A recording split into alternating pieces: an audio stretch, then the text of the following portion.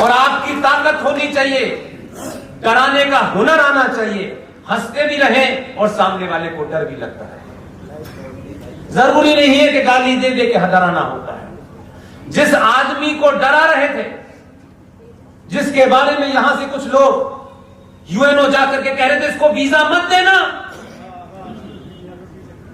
आज उस आदमी ने अपने काम से, इसलिए मैंने कहा कल की घटना है, इंडिया इस्लामिक कल्चर सेंटर के ऊपर भी एफसीआरए का सर्टिफिकेट रद्द कर दिया गया। खबरें तो कम से कम अपने मतलब की पढ़ा करो यार, अपने मतलब की तो पढ़ा करो यार। इसलिए उसने काम करना जमीन पे ज्यादा इंपॉर्टेंट समझा, तो उसे मालूम था कि हमारे लोग सिर्फ भारत माता की जय का नारा लगाते हैं, इसको बचा के रखिए, अभी समय नहीं आया। यही कारण है उसके डरने से। ये देश का पहला ऐसा प्रधानमंत्री है, सत्ता में आने से पहले इसका एक ही तगमा था कि जिनका पजामा ऊपर था उनसे कहा नीचे करके पहन लो इसे, और ये जो गोल्ड टोपी तुम दुनिया को पहना रहे हो मैं तुम्हें पहना दूंगा, मुझे मत पहनाना। उसका यही तगमा था, दुनिया उसे इसी से जानती थी। ये विकास वीर सिंह नाम के आदमी से नहीं जानती थी। विकास तो सदियों से हो रहा है, बहुत दिन से हो रहा है। विकास की किसे चिंता है इस दुनिया में? आप जिस दिन सनातनी हो जाएंगे विकास पीछे पीछे भागेगा आपके। इसलिए उसी आदमी को कई सेकुलर प्रधानमंत्री आए, एक पुर्तगाल गए थे 1995 में, वहां कुछ गुजरातियों ने एक छोटा सा मंदिर बनाया, उनसे कहा कि सर आप इसका इनॉग्रेशन कर दीजिए, कि पुर्तगाल का प्रेसिडेंट वहां मौजूद था। उन्होंने कहा नहीं, मैं सेकुलर स्टेट का प्रधानमंत्री नहीं करूंगा। 95 से 2014 का बदलाव देखिए, जिसके दामन पे ये दाग था कि ये 2002 का हीरो है।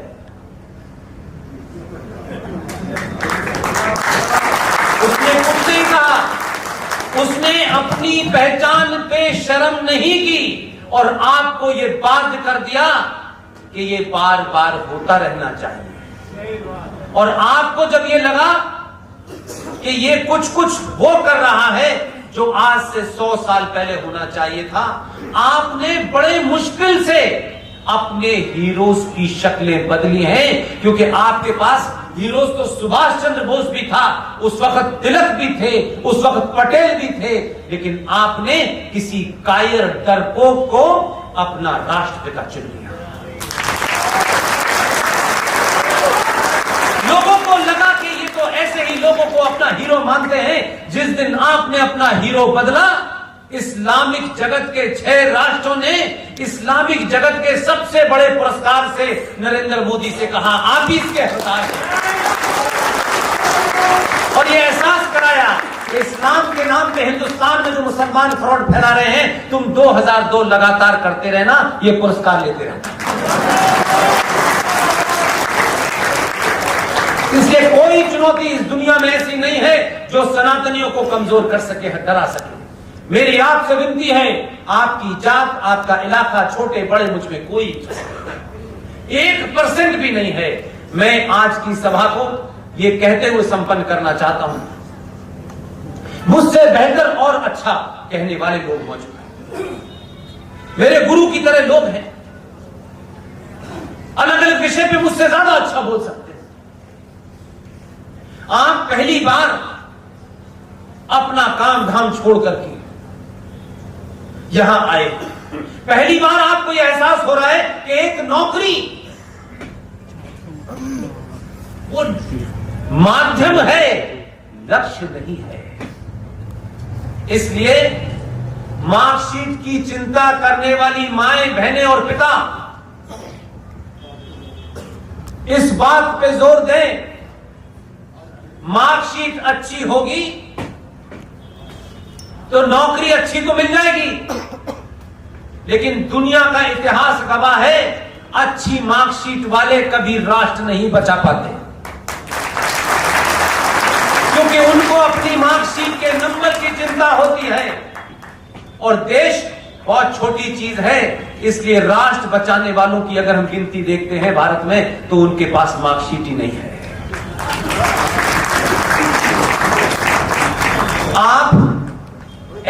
सभाएं, जो भी करे, जो भी उसकी आप मदद कर सकते हो, खामोशी से, बिना शोर शराबे के, बिना हंगामा किए, बिना नेगोशिएट किए कि एमएलए साहब हैं तो उन्हें मंच पे बैठना है कि नहीं। एमएलए साहब 5 साल बैठने के लिए बताया गया आपको, तब भी आपकी तबीयत नहीं बनी। कुछ तो कभी तो खड़े हो जाया करो यार। ये जो बीमारी है, नेता, ताकत, सत्ता, इसे यहीं बैठना है। उन्होंने कहा नहीं, वहां बैठ। जिस दिन भी राजनीतिक सत्ताओं को नीचे बिठा देंगे और जीबी बख्शी, आरएसएन सिंह, सुशील पंडित, ललित अंबरदार, अंकुर शर्मा, अनुज धर जैसे लोग जो देश के अंदर एक वैचारिक क्रांति खड़ी कर रहे हैं और वो तमाम तथ्य आपके सामने रख रहे हैं जिसको इतिहास में छुपाया गया, उन किताबों के माध्यम से छुपाया गया, उस दिन सत्ताएं आपकी चौखट पे नाक रगड़ेंगी। इसलिए मेरा सिर्फ इतना कहना है कि एक इस कुमाऊं में जब मैं यहां से जाऊं तो ये रूबल नाम के कम से कम 1000 खड़े हो जाए।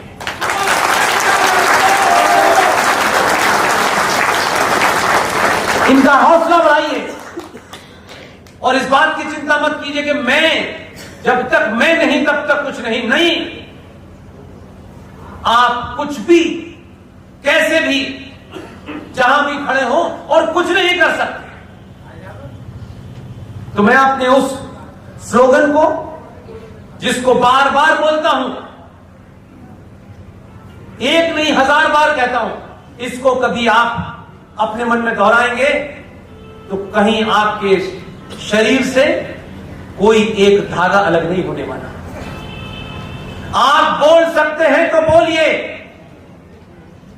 लिख सकते हैं तो लिखिए, चिल्ला सकते हैं तो चिल्लाइए, और अगर इन तीनों कामों को करने में भी असमर्थ हैं तो जो जहां बोल रहा है, जो जहां चिल्ला रहा है, उसके साथ खड़े हो जाओ।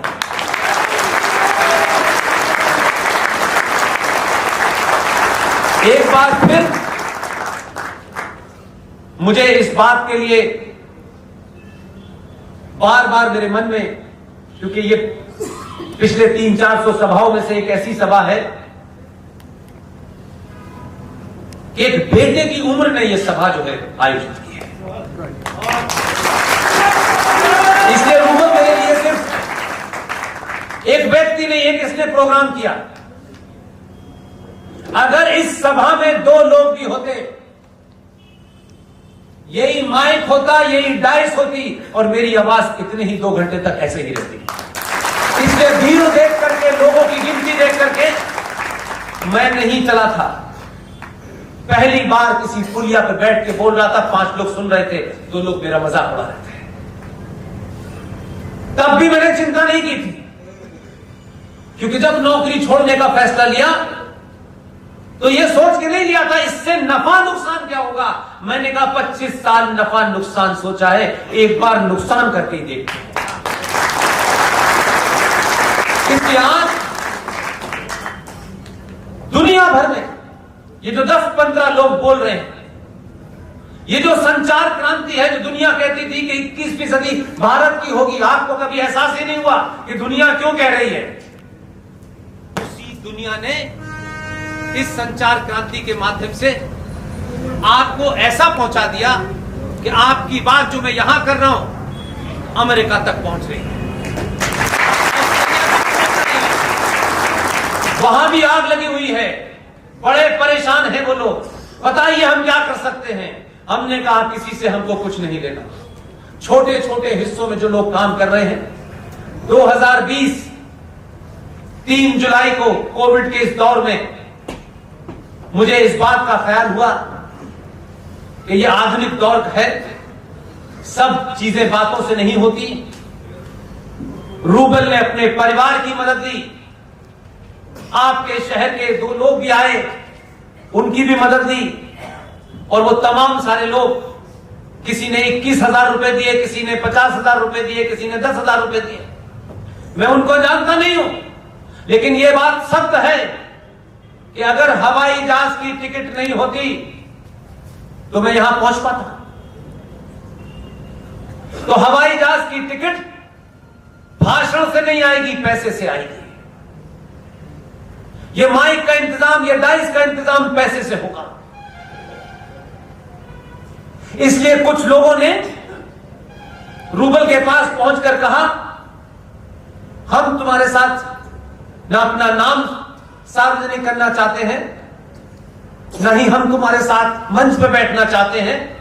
तुम बड़ा काम कर रहे हो और एक ऐसे शख्स को बुला रहे हो जिसको शायद हम सिर्फ टीवी पे देखते हैं या यूट्यूब पे देखते हैं।